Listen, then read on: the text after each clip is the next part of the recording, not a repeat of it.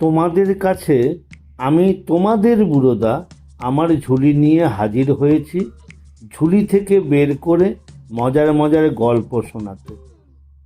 তাহলে আমি ঝুলি খুলছি খুলছি, দেখি আজ তোমাদের জন্য কোন গল্প ঝুলি থেকে বেরোয়। সুকান্ত রচনা সমগ্র থেকে যে গল্পটি আজ তোমাদের শোনাবো সেটি হলো যতীনের জুতো। কণ্ঠে আমি সুমঙ্গল সিংহ ওরফে তোমাদের বুড়োদা। যতীনের জুতো। যতীনের নতুন জুতো কিনে এনে তার বাবা বললেন, এবার যদি অমন করে জুতো নষ্ট করো তবে ওই ছেঁড়া জুতোই পরে থাকবে।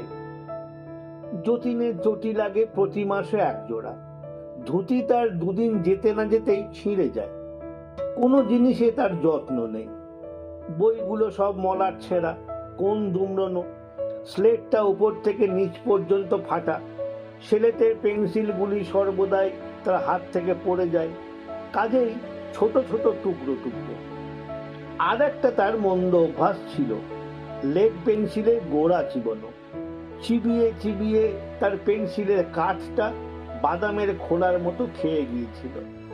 তাই দেখে ক্লাসের মাস্টার মশাই বলতেন, তুমি কি বাড়িতে ভাত খেতে পাও না? নতুন চটি পায়ে দিয়ে প্রথম দিন যতীন খুব সাবধানে রইল, পাছে ছিঁড়ে যায়। সিঁড়ি দিয়ে আস্তে আস্তে নামে, চৌকাঠ ডিঙোবার সময় সাবধানে থাকে যাতে না ঠক্কর খায়। কিন্তু ওই পর্যন্ত। দুদিন পরে আবার যেই সেই চটির মায়া ছেড়ে দূর দূর করে সিঁড়ি নামা, যেতে যেতে 10-12 হোঁচট খাওয়া, সব আরম্ভ হলো। কাজেই 1 মাস যেতে না যেতে চটির একটা পাশ একটু হাঁ করল। মা বললেন, ওরে এই বেলা মুচি দেখে সেলাই করা, না হলে একেবারে যাবে।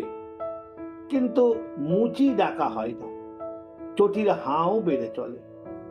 একটি জিনিসের যতীন খুব যত্ন করত, সেটি হচ্ছে তার ঘুড়ি। যে ঘুড়িটা তার মনে লাগতো সেটিকে সে সযত্নে জোড়া তাড়া দিয়ে যতদিন সম্ভব টিকিয়ে রাখত। খেলার সময়টা সে প্রায় ঘুড়ি উড়িয়েই কাটিয়ে দিত। এই ঘুড়ির জন্য কত সময়ে তাকে তাড়া খেতে হতো। ঘুড়ি ছিঁড়ে গেলে সে রান্নাঘরে গিয়ে উৎপাত করত তারা আঠা চাই বলে। ঘুড়ির লেজ লাগাতে কিংবা সুতো কাটতে কাঁচি দরকার হলে সে মায়ের সেলাইয়ের বাক্স কেটে ঘন্ট করে রেখে দিত। ঘুড়ি উড়াতে আরম্ভ করলে তার খাওয়া দাওয়া মনে থাকতো না। সেদিন যতীন স্কুল থেকে বাড়িতে ফিরছে ভয়ে ভয়ে। গাছে চড়তে গিয়ে তার নতুন কাপড়খানা অনেকখানি ছিঁড়ে গেছে। বই রেখে চটি পায়ে দিতে গিয়ে দেখে চটিটা এত ছিঁড়ে গেছে যে আর পড়াই মুশকিল। কিন্তু সিঁড়ি দিয়ে নামবার সময় তার সে কথা মনে রইল না। সে 2-3 সিঁড়ি ডিঙিয়ে নামতে লাগলো। শেষকালে চটির হাঁ বেড়ে বেড়ে সমস্ত দাঁত বের করে ভেঙচাতে লাগলো। যেমনি সেই শেষ 3টা সিঁড়ি ডিঙিয়ে লাফিয়ে পড়েছে, অমনি মাটিটা তার পায়ের নিচ থেকে সুরুত করে সরে গেল, আর ছেঁড়া চটি তাকে নিয়ে সাঁই সাঁই করে শূন্যের ওপর দিয়ে কোথায় যে ছুটে চললো তার ঠিক ঠিকানা নেই। ছুটতে ছুটতে ছুটতে ছুটতে চটি যখন থামলো তখন দেখলো সে কোন অচেনা দেশে এসে পড়েছে। সেখানে চারদিকে অনেক মুচি বসে আছে। তারা যতীনকে দেখে কাছে এলো। তারপর তা পা থেকে ছেঁড়া চটি জোড়া খুলে নিয়ে সেগুলোকে যত্ন করে ঝাড়তে লাগলো। তাদের মধ্যে একজন মাতব্বর গোছের। সে যতীনকে বলল, তুমি দেখছি ভারী দুষ্টু, জুতো জোড়ার এমন দশা করেছো। দেখো দেখি, আরেকটু হলে বেচারিদের প্রাণ বেরিয়ে যেত। যতীনের ততক্ষণে একটু সাহস হয়েছে। সে বলল, জুতোর আবার প্রাণ থাকে নাকি? মুচিরা বলল, তা নাই তো কি, তোমরা বুঝি মনে করো তোমরা যখন জুতো পায়ে দিয়ে জোরে ছোট তখন ওদের লাগে না? খুব লাগে, লাগে বলেই তো ওরা মচমচ করে। যখন তুমি চটি পায়ে দিয়ে দূর দূর করে সিঁড়ি দিয়ে ওঠানামা করছিলে আর তোমার পায়ের চাপে ওর পাশ কেটে গিয়েছিল, তখন কি ওর লাগেনি? খুব লেগেছিল। সেই জন্যই তো ও তোমাকে আমাদের কাছে নিয়ে এসেছে। যত রাজ্যের ছেলেদের জিনিসপত্রের ভার আমাদের উপর। তারা সেসবের অযত্ন করলে আমরা তাদের শিক্ষা দিই। মুচি যতীনের হাতে ছেঁড়া চটি দিয়ে বলল, নাও সেলাই করো। যতীন রেগে বলল, আমি জুতো সেলাই করি না, মুচিরা করে। মুচি একটু হেসে বলল, এ কি তোমাদের দেশ পেয়েছো যে করবো না বললেই হলো? এই ছুঁচ সুতো নাও, সেলাই করো। যতীনের রাগ তখন কমে এসেছে, তার মনে ভয় হয়েছে। সে বলল, আমি জুতো সেলাই করতে জানি না। মুচি বলল, আমি দেখিয়ে দিচ্ছি, সেলাই তোমাকে করতেই হবে। যতীন ভয়ে ভয়ে জুতো সেলাই করতে বসলো।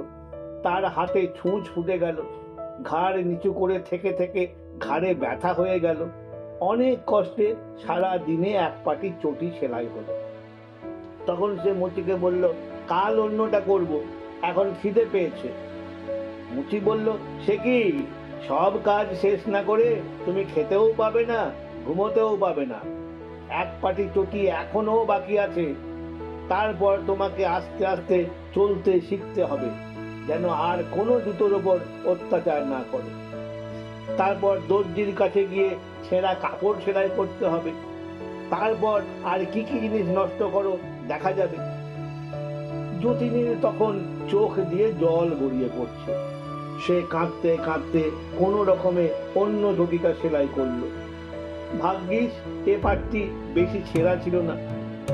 তখন মুচিরা তাকে একটা 5 তলা উঁচু বাড়ির কাছে নিয়ে গেল।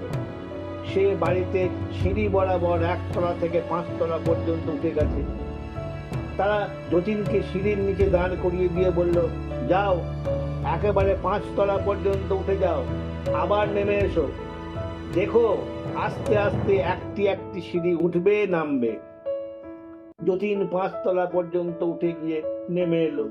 সে নিচে আসলে মুচিরা বলল, হয়নি, তুমি 3 বার দুটো সিঁড়ি একসঙ্গে উঠেছ, 5 বার লাফিয়েছ, 3টে করে সিঁড়ি ডিঙিয়েছ, আবার ওঠো, মনে থাকে যেন একটুও লাফাবে না, একটাও সিঁড়ি ডিঙবে না। এতটা সিঁড়ি উঠে নেমে যতীন বেচারির পা টনটন করছিল। সে এবার আস্তে আস্তে উপরে উঠলো, আস্তে আস্তে নেমে এলো। তারা বলল, আচ্ছা এবার মন্দ হয়নি, তাহলে চলো দর্জির কাছে। এই বলে তারা তাকে আর একটা মাঠে নিয়ে গেল। সেখানে খালি দর্জিরা বসে বসে সেলাই করছে। যতীনকে দেখেই তারা জিজ্ঞেস করলো, কি ছিঁড়েছ? মুচিরা উত্তর দিল, নতুন ধুতিটা, দেখো কতটা ছিঁড়ে ফেলেছে। দর্জিরা মাথা নেড়ে বলল, বড় অন্যায়, বড় অন্যায়, শিগগির সেলাই করো। যতীনের আর না বলবার সাহস হলো না।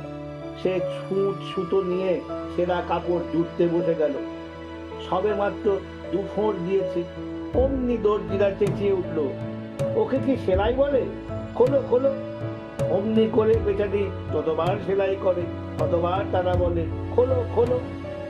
শেষে সে একেবারে কেঁদে ফেলে বলল, আমার বড্ড খিদে পেয়েছে, আমাকে বাড়ি পৌঁছে দাও, আমি আর কখনো কাপড় ছিঁড়বো না, ছাতা ছিঁড়বো না। তাতে দর্জিরা হাসতে হাসতে বলল, খিদে পেয়েছে, তা তোমার খাবার জিনিস তো আমাদের কাছে ঢের আছে। এই বলে তারা তাদের কাপড়ে দাগ দেবার পেন্সিল কতগুলো এনে দিল। তুমি তো পেন্সিল চিবোতে ভালোবাসো, এইগুলো চিবিয়ে খাও, আর কিছু আমাদের কাছে নেই। এই বলে তারা যার যার কাজে চলে গেল। শ্রান্ত ক্লান্ত হয়ে যতীন কাঁদতে কাঁদতে মাটিতে শুয়ে পড়ল। এমন সময় আকাশে বো বো করে কিসের শব্দ হলো, আর যতীনের তালি দেওয়া সাধের ঘুড়িটা গোঁদ খেয়ে এসে তার কোলের ওপর পড়ল। ঘুড়িটা ফিস ফিস করে বলল, তুমি আমাকে যত্ন করেছো, তাই আমি তোমাকে সাহায্য করতে এসেছি, শিগগির আমার লেজটা ধরো। যতীন তাড়াতাড়ি ঘুড়ির লেজ ধরল। ঘুড়িটা অমনি তাকে নিয়ে শোঁ করে আকাশে উঠে গেল। সেই শব্দ শুনে দর্জিরা বড় বড় কাঁচি নিয়ে ছুটে এলো ঘুড়ির সুতোটা কেটে দিতে। হঠাৎ ঘুড়ি আর যতীন জড়াজড়ি করে নিচের দিকে পড়তে লাগলো। পড়তে পড়তে যেই মাটিটা ধাঁই করে যতীনের মাথায় লাগলো, অমনি সে চমকে উঠল। বুড়িটার কি হলো কে জানে।